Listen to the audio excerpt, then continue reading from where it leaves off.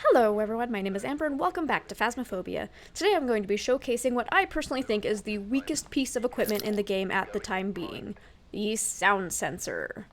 Now, the sound sensor can be placed on the floor or on a wall, and it will detect sound within a certain area.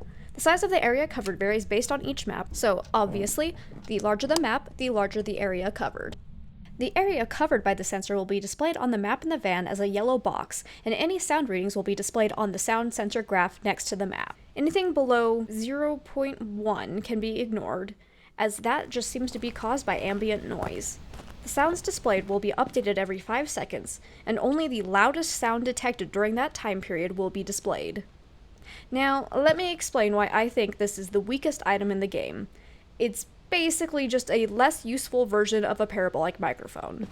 You have to run around the house to place them, and then run back to the van to really get any feedback from it, and I found this to be more trouble than it's worth, especially on single player. On multiplayer, you can have someone stay in the van to watch the values, but the sound sensors will in turn pick up all noise caused by the other players. On smaller maps, it is easier to spread them out in a way that covers most of the map, so you could use the sound sensors to help determine where the ghost is located. However, more often times than not, you'll hear the ghost interacting with something while you're in the house putting up the sensors.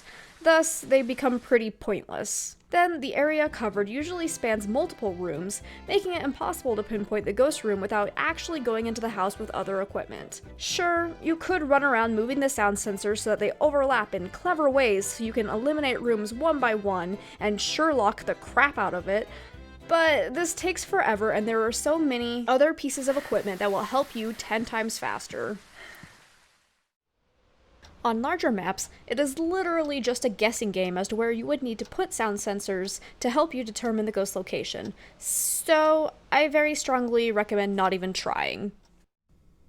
For example, this is how much area is covered when all 4 sound sensors are placed in the asylum. Absolutely no sound was being detected, so I would have had to run in and move all these sound sensors to new spots in the hopes of picking something up. And in other words, it's not helpful in determining the ghost location at all. It can also get difficult and confusing when the names given to the sound sensors are sometimes the same, and there is no way to distinguish which sound reading goes with what sound sensor. My favorite map to use sound sensors on is the Maple Lodge, as they can be laid out in a way where there is little to no overlap and most of the map is covered. Since ghosts seem to notoriously roam on Maple Lodge, this can actually end up helping determine the ghost location. Sometimes. So, the sound sensors are kind of the worst way to determine the ghost location. The only time it might be helpful is if you have a ghost that likes to change rooms a lot. Then you can place sound sensors in a way they do not overlap in the ghost's preferred rooms, and then you have a quick way to check which room the ghost is in at any given moment. The game developers have teased that they are reworking the sound sensors, so hopefully they will be buffed in a future update.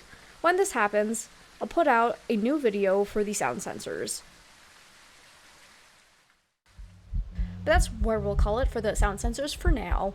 I hope you found this guide useful, or at least as helpful as it could be for an almost useless piece of equipment. If you did, go ahead and give it a like and subscribe for future Phasmophobia content.